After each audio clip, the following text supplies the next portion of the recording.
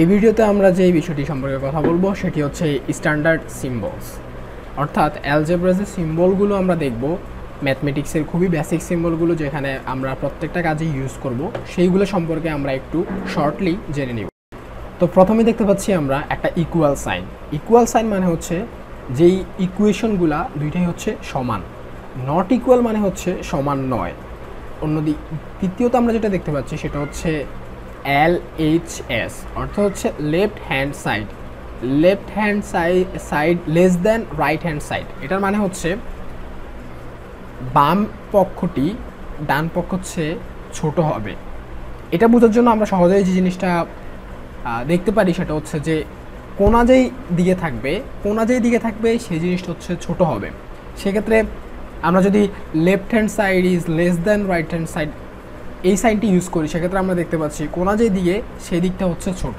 আবার একইভাবে left hand side is greater than right hand side, সেখানেও কোনাটি হচ্ছে যেই দিকে ইন্ডিকেট করতেছে সেই দিকটাই হচ্ছে ছোট। এবার আমরা দেখছি left hand side less than or equal to right hand side.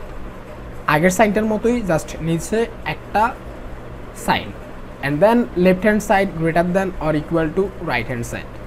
তারপরে যেটা আমরা দেখতে পাচ্ছি সেটি হচ্ছে অ্যাবসলিউট ভ্যালু বা পরম মান। এখানে এক্সের যে অ্যাবসলিউট ভ্যালু সেটা বোঝাবে।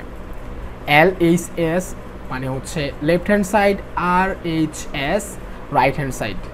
তারপর আমরা যে চিহ্নটি দেখতে পাচ্ছি সেটিকে ইংলিশে বলে কনগ্রুয়েন্ট, বাংলাতে যেটাকে আমরা সর্বসম বলে থাকি, অর্থাৎ দুটি পক্ষ পুরোপুরি একই রকম। তারপর আমরা যেই জিনিসটি দেখতে পাচ্ছি সেটি হচ্ছে ইজ সিমিলার টু, অর্থাৎ অনুরূপ। তারপর আমরা যেই চিহ্নটি দেখতে পাচ্ছি সেটিকে বলা হয় পারপেন্ডিকুলার বা লম্ব। এটার মানে হচ্ছে কোনো একটা রাইট অ্যাঙ্গেলে 90 ডিগ্রি অ্যাঙ্গেল। তারপর আমরা যে জিনিসটা দেখতে পাচ্ছি সেটি হচ্ছে ইজ প্যারালাল টু বা সমান্তরাল, অর্থাৎ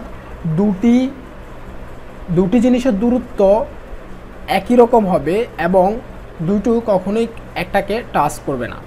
তারপর আমরা যেটা দেখতে পাচ্ছি প্লাস অর মাইনাস সাইন। এই বেসিক অ্যালজেব্রার যেই প্লেলিস্টটা সেখানে আমরা এগুলো অ্যাড করছি, কারণ হচ্ছে স্ট্যান্ডার্ড সিম্বলগুলো যদি আমাদের জানা থাকে সেক্ষেত্রে এটা আমাদের জন্য খুবই হেল্পফুল হবে ম্যাথমেটিক্সে যখন আমরা অ্যাপ্লিকেশনে যাব এই জিনিসগুলো বোঝার ক্ষেত্রে। আশা করি সবাই এই বিষয়গুলো সম্পর্কে একদম ক্লিয়ার হয়ে গেছি। তারপর যদি কারোর কোনো সমস্যা থাকে অবশ্যই কমেন্ট বক্সে জানাবো। Thanks for watching.